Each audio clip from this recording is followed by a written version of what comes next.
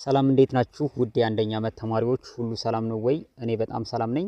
ዛሬም የተመረጡ የሲቪክስ ጥያቄዎችን ይዤ መጥቻለሁ። ጥያቄዎቹ 10 ይሆናሉ። እነዚህን ጥያቄዎች እያነበብን እንዲሁም ደግሞ በምስልም ላይ ይታያል ብዬ ተስፋ አደርጋለሁ። አብረን እንሰራለን ማለት ነው። ማንበብ ብቻውን በቂ አይደለም፣ ወይንም ደግሞ ፈተና ለመስራት ማንበብ ብቻውን በቂ አይደለም። ጥያቄዎች እንዴት እንደሚወጡ ፈተና ላይ እንዴት እንደሚወጣ በጥያቄ እየሰሩ ማየት በጣም አማራጭ የሌለው መንገድ ነው ብዬ ስለማስብ ነው ዛሬም እንግዲህ ጥያቄዎችን ይዤ የመጣሁት። ጥያቄዎቹን በማንበብ እጀምራለሁ። ጥያቄ ቁጥር 1 ማለት ነው። Which one of the following is not the way of obtaining citizenship through naturalization? Which one of the following is not the way of obtaining citizenship through naturalization? Citizenship በሁለት መልኩ ነው የሚገኘው አይደለ? by naturalization and by birth. then ጥያቄው not the way ነው የሚለው A bloodline, B marriage, C application, D adoption. ይህ እንግዲህ ቀጥታ ሞጁላችሁ ላይ የሚገኝ ጥያቄ ነው። ባይ ናቹራላይዜሽን ላይ በምን ነው የሚሰጠው፣ ባይ በርዝ ላይ በምንድን ነው የሚሰጠው ብሎ በቀጥታ ያስቀምጣል ማለት ነው። ከቢ ጀምረን እና ወደ ኤ እንመለሳለን። ኖት ስለሚል ጥያቄው ቢ ማሬጅ ነው የሚለው። እንግዲህ ናቹራላይዜሽን ላይ ከሚሰጥበት መንገድ አንደኛው ማሬጅ ነው። ማሬጅ ማለት አንድ ኢትዮጵያዊ ያልሆነች ሴት ኢትዮጵያዊውን ብታገባ ቅድመ ሁኔታዎችን አሟልታ መሟላት ያለባቸው ቅድመ ሁኔታዎች አሉ። እነሱን አሟልታ የኢትዮጵያን ዜግነት ልታገኝ ትችላለች ባሏ ኢትዮጵያዊ በመሆኑ ብቻ። ይሄ ወይ ናቹራላይዜሽን ይባላል። ሲ ደግሞ አፕሊኬሽን ይላል።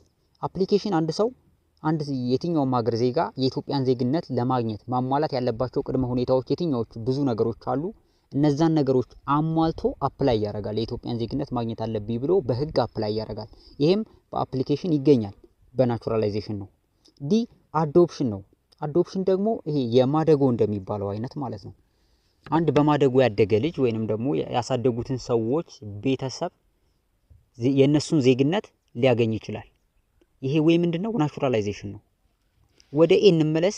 ብለድ ላይን ግን ናቹራላይዜሽን አይደለም። ብለድ ላይን ባይ በርዝ የሚገኝ ነገር ነው ማለት ነው። አንደኛን ጥያቄ በዚህ እናልፋለን ማለት ነው። not the way of obtaining citizenship through naturalization. the answer is blood line. ሁለተኛው ጋር እንሂድ። One among the other is a determinant factor to grant citizenship through jus sanguinis principle. እዚህ ጋር ስለ ባይ በርዝ ላይ ነው የወጣው ጥያቄው። ሲቲዝንሺፕ ባይ በርዝ ከሚገኝበት መንገድ ደግሞ ሁለት ናቸው አይደለ? አንደኛው ጁስ ሳንጀነሲስ አለ፣ ጁስ ሳን ሶሊ ደግሞ አለ።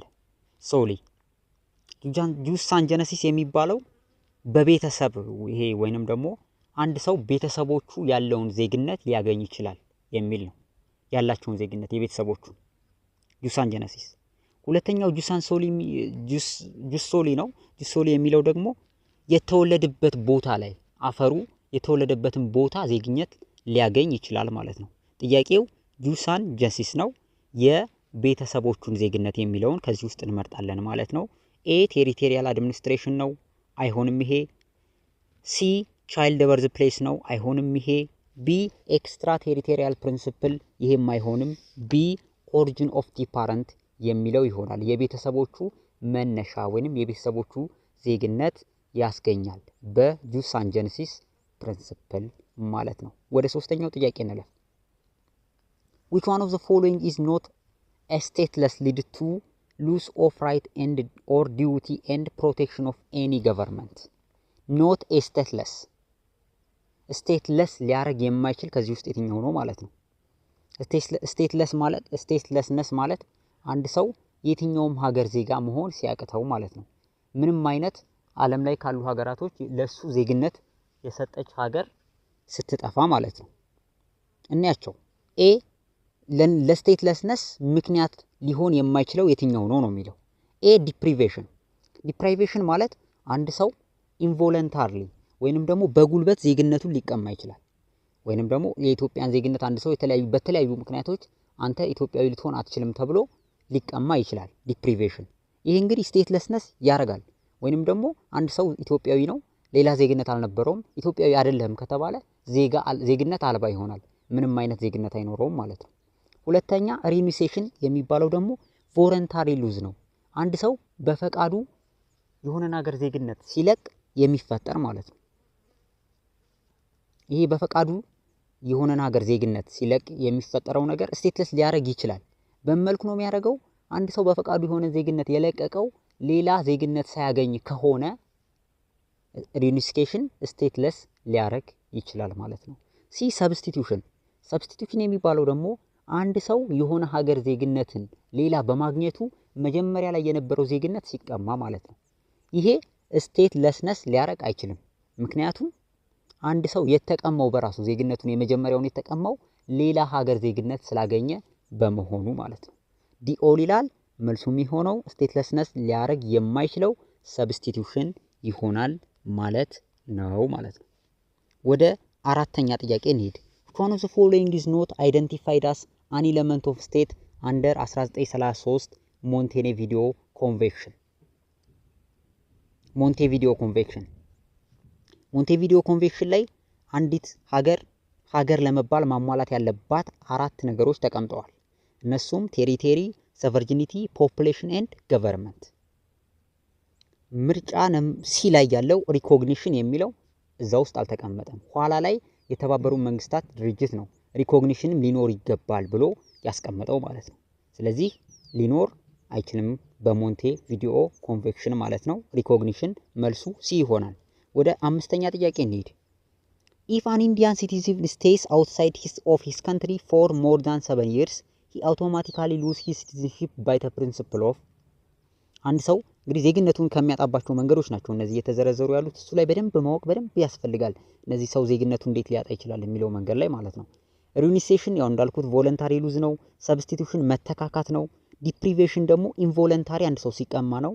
ኤክስፓይሬሽናል ላፕስ ወይንም ደግሞ ላፕስ የሚባለው ግን አንድ ሰው ዜግነቱን የሚቀማው ከተፈቀደለት ጊዜ በላይ ውጭ ሀገር ወይንም ደግሞ ከዛ ሀገር ውጪ ኖሮ ሲመጣ ይሆናል።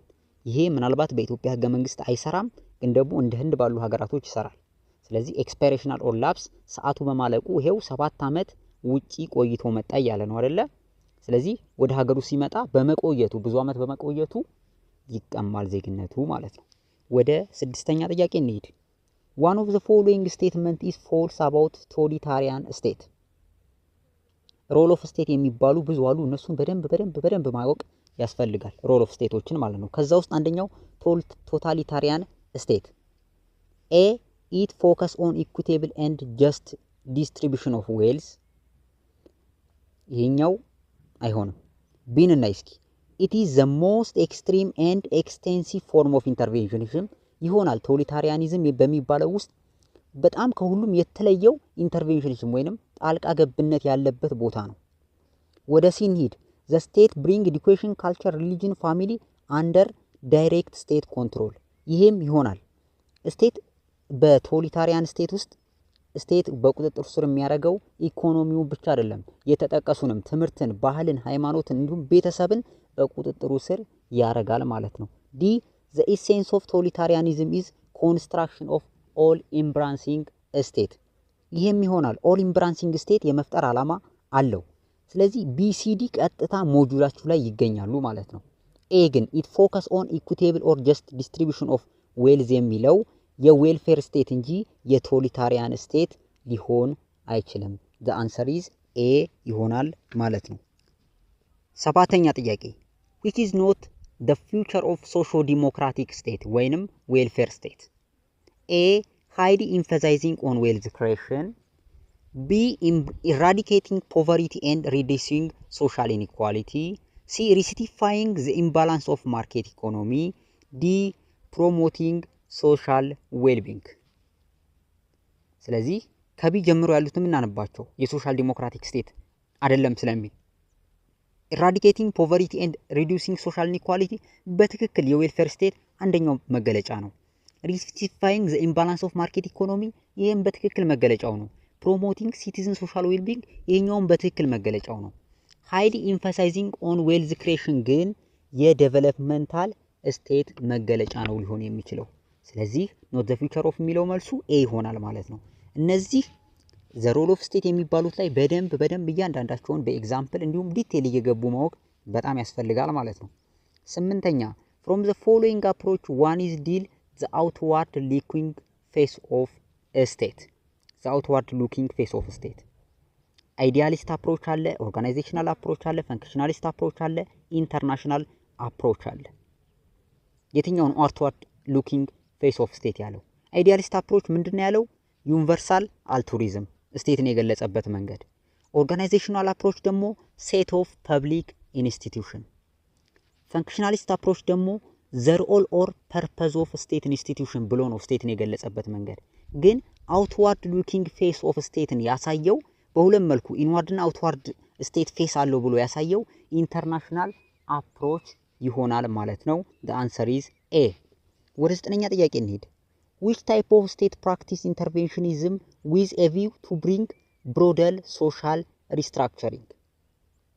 አንዲት ሀገር ወይንም ደግሞ አንድ ግዛት ኢንተርቬን የሚያደርገው ዓላማው ምን ሲሆን ሶሻልን ሪስትራክቸር ወይንም ደግሞ ማህበራዊ መረጋጋት ቅርጽ ለማስያዝ የሚገባበት በየትኛው የስቴት ሮል ውስጥ ነው እያለ ነው።